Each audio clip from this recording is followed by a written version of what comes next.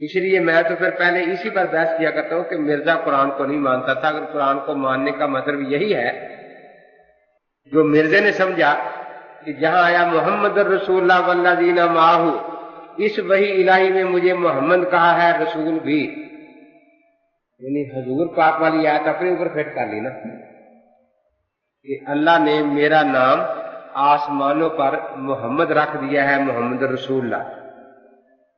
تو اگر یہی فلسفہ جو مرزے نے استعمال کیا ہے کوئی اور استعمال کرے اور مرزے کی بیوی کے پاس چلا جائے کہ آسمانوں پر میرا نام غلام احمد ہے اس لیے تو میری بیوی ہے، چل میرے ساتھ، وہی فلسفہ جو مرزا حضور پاک کے بارے میں استعمال کر رہا ہے، تو اگر مرزے کی بیوی اس کے ساتھ چل دے تو مرزا مان لے گا اس بات کو؟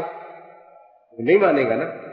اچھا جب وہ کہے گی آسمان پر جاؤں گی پھر دیکھ لیں گے، اس وقت تو زمین پر ہی ہو نا، تو زمین پر تیرا نام غلام احمد نہیں ہے.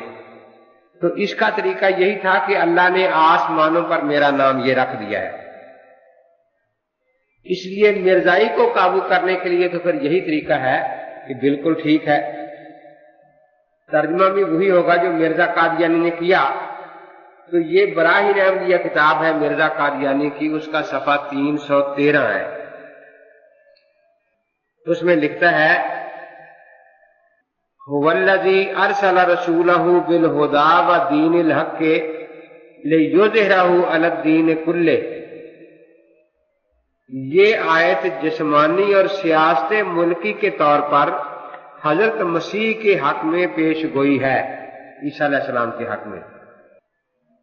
اور جس غلبہ کاملہ دین اسلام کا وعدہ کیا گیا ہے، اس آیت کا معنی یہ ہے نا کہ اللہ تعالیٰ اسلام کو سارے دینوں پر غالب کر دے گا. غلبہ دو طرح سے ہوتا ہے، ایک دلیل اور برہان سے اور دوسرا سیف و سنان سے.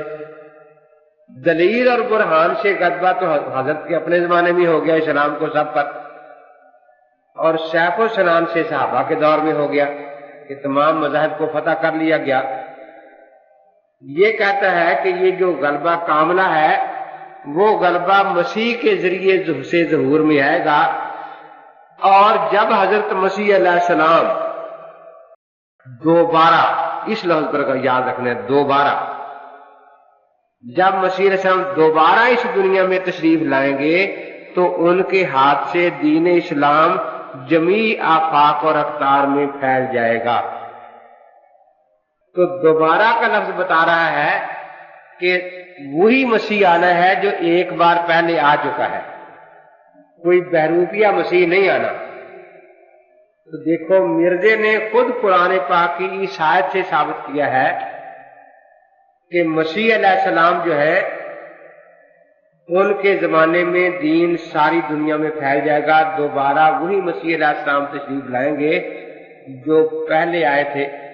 تو هو الذی ارسل رسولہ بالہدی ودین الحق لیظہرہ علی الدین کلہ. اس سے مسیح کا دوبارہ آنا کس دلالت سے ثابت ہے؟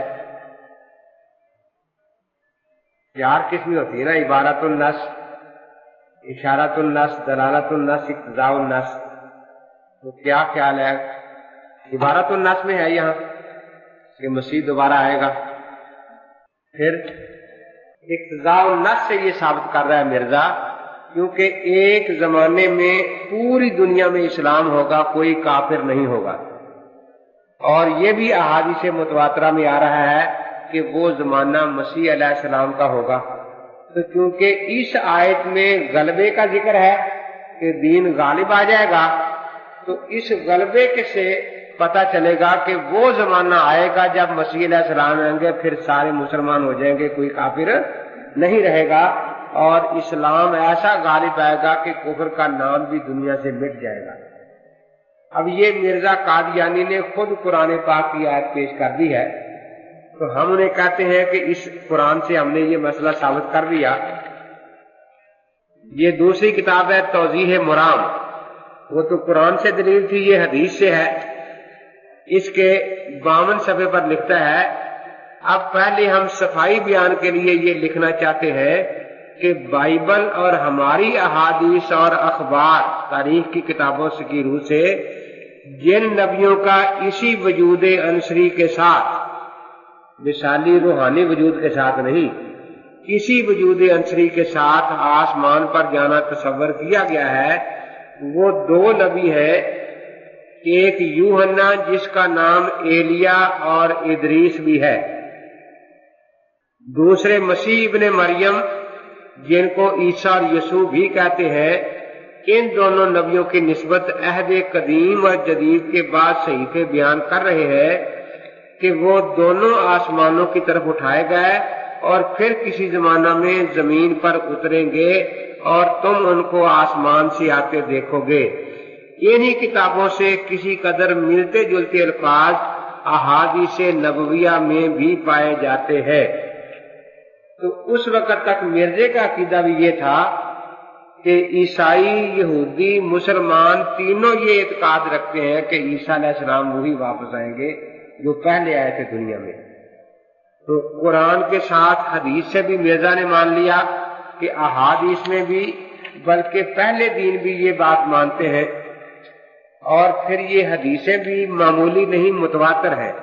अजाला हम सफा 400 पर लिखता है, बस ये कमाल दर्जा की बेनसीबी और भारी गलती है कि यक लखत तमाम हदीसों को साकितुल एतबार समझ लें और ऐसी मुतवातिर पेश गोइयों को जो ख्याल कुरून में ही तमाम ममालिक इस्लाम में फैल गई थी और मुसल्लमात में से समझी गई थी, बमद्दे मौजूआत दाखिल कर दें, जिसको सब ने बिल इत्फाक कबूल कर लिया है।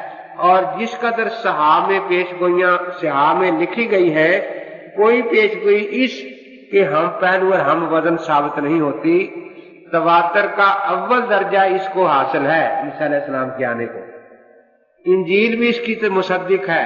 अब इस कदर सबूत पर पानी फेरना और कहना कि ये तमाम हदीसें मौजू हैं, दर हकीकत उन लोगों का काम है जिनको खुदा ताला ने बसीरत दीनी और हक शनासी से कुछ भी बकरा और हिस्सा नहीं दिया, और बायस इसके कि इन लोगों के दिलों में काल अल्लाह और काल रसूल की अजमत बाकी नहीं रही।